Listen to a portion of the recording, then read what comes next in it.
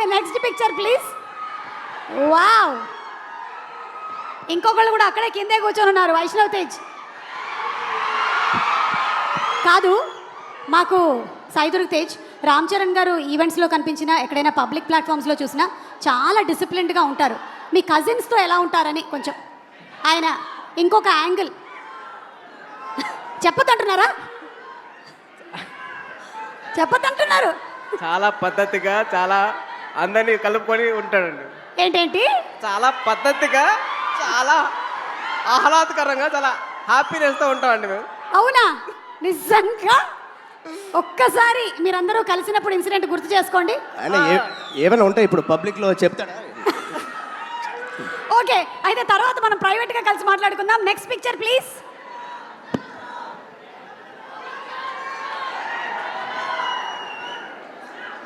ఏమండి, మీరు ఇలా సరదా తీర్చుకున్నారా? గౌన్ వేసి, నగలేసి? అంటే ఏం లేదండి, ప్రతి ఒక్క అబ్బాయిని ఆ అమ్మాయిలాగా తయారు చేయడం మదర్ అలవాటు.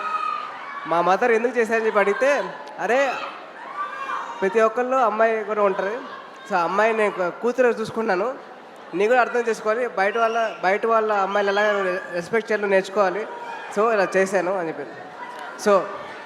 సో మా మదర్ చేసింది ఏంటంటే, ఎదురు అమ్మాయిల్ని రెస్పెక్ట్ చేయడం నేర్చుకో అని చెప్పి నాకు డ్రెస్ చేశారు. అంటే ఇదంతా మీకు అప్పుడే అర్థమైందా? ఇప్పుడు కాదు, తర్వాత చెప్పారు. ఎందుకమ్మా చేశారంటే అప్పుడు చెప్పారు అన్నమాట. ఓకే, ఆ వయసులో కాదు, ఆ వయసులో అసలు క్వశ్చన్ తెలియదు. Okay, so pictures over. Ram Charan గారు, ఒకవేళ మీరు తనని ఇప్పుడు ఆశీర్వదించాలి అంటే ఈ రెండిట్లో ఏం చెప్పి ఆశీర్వదిస్తారు? ఏ, శీఘ్రమేవ కళ్యాణ ప్రాప్తిరస్తు. బి, బోల్డ్ అన్ని పాన్ ఇండియా ఫిల్మ్స్ ప్రాప్తిరస్తు. అది ఎలాగో చేస్తాడు కాబట్టి ఆల్రెడీ 38 ఇప్పుడు ఎంతో అయినా వీడికి తొందరగా. చాలా చెప్పండి. చాలా బండ ప్రేమ వీడిది. చాలా గట్టిగా ప్రేమిస్తాడు ఎవరినైనా.